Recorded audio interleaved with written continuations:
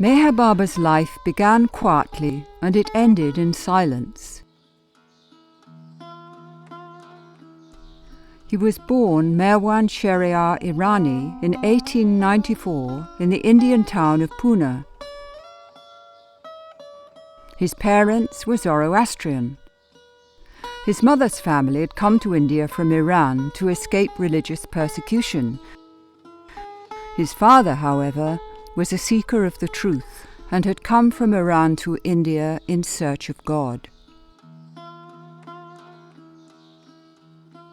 Merwan attended British schools in Pune. He was an outstanding student and an excellent athlete. At the age of 19, while he was attending Deccan College, he met Hazrat Babajan, an aged Muslim woman from Afghanistan who lived in the open under a roadside neem tree. Babajan was regarded as a great spiritual figure by many of the residents of Pune. In fact, as Meher Baba later explained, Babajan was a God-realized soul and one of the 5 perfect masters of the age. It was Babajan who, with a kiss to his forehead, awakened Merwan to his spiritual destiny. Meher Baba's description of this event naturally leads into the world of mysticism, as he reveals for the first time what happens when the avatar is brought down to live in human form. He tells us that at all times there are 5 souls who are totally one with God. In the mystical traditions of the East, these 5 are known as perfect masters. They are man become God. Normally, they bear the responsibility for running the affairs of the universe. However, once every 700 or every 1400 years, they bring God down into human form. This descent of God is necessary because, while the perfect masters maintain control of the world, it's only the avatar who can change the world's destiny and bring about a new spiritual awakening. To effect this descent, the 5 perfect masters draw a veil of normal consciousness over the avatar and carefully arrange the circumstances of his birth. For a while, he appears as an ordinary person. And then, when the time is ripe, one of the perfect masters lifts this veil, and the avatar experiences his true existence as God.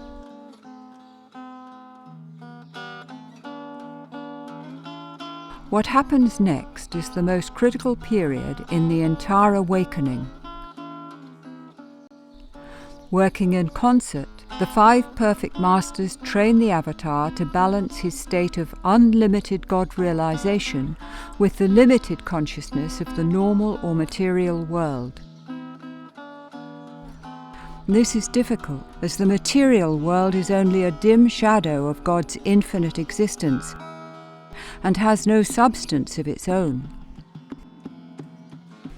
Essentially, the 5 perfect masters have to train the avatar to maintain his state of total enlightenment while existing in a dark world of shadows, without dissolving the shadows into light.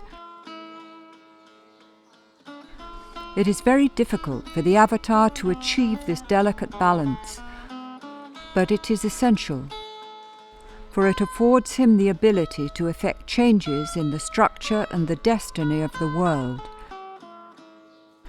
This he achieves through all that he does, as his every act is grounded in the limitless existence of God.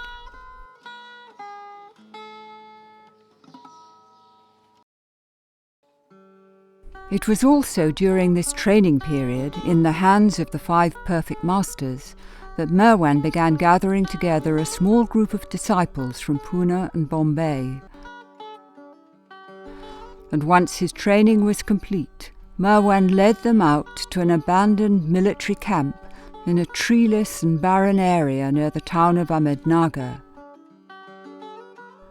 Here, next to the severely impoverished village of Aranguern, he set about establishing the pillar of service to humanity that was to become one of his lifelong avataric tasks.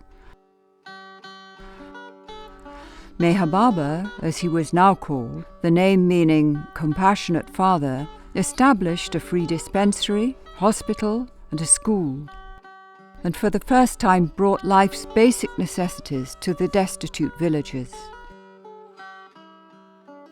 While engaged in this work, he laboured to break down India's age-old religious and caste prejudices, stressing that God is equally in everyone.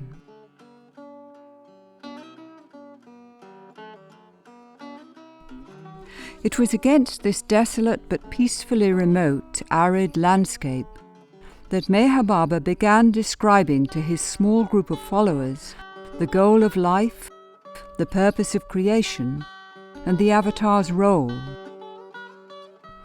He explained that it is the destiny of everyone to become one with God, and said that this process of man's perfection takes many lifetimes, first through innumerable subhuman forms, and then through many human forms. He expressed that the separation that leads the soul on its journey to union with God does not in reality exist. God alone is real. God is indivisible, infinite, and eternal. And God is uncreated, without a beginning nor an end. He said that the apparent division of God's infinity into an infinite number of forms is necessary so that God can express the limitless love and compassion that is His true nature. Without this apparent separation, there is no possibility of love between the lover and the beloved. He said that the charm of love generated by this separation is so great that God cannot resist taking human form once every 700 or every 1400 years. And he said that each time he comes, he gives a great push to all souls in creation on their journey back to oneness with him, explaining that when God manifests on earth in the form of man and reveals his divinity to mankind, he is recognized as the Avatar, the Messiah, the Prophet. Thus God becomes man. And Meher Baba also says that the past forms of the Avatar have been Zoroaster, Rama, Krishna, Buddha, Jesus, and Mohammed.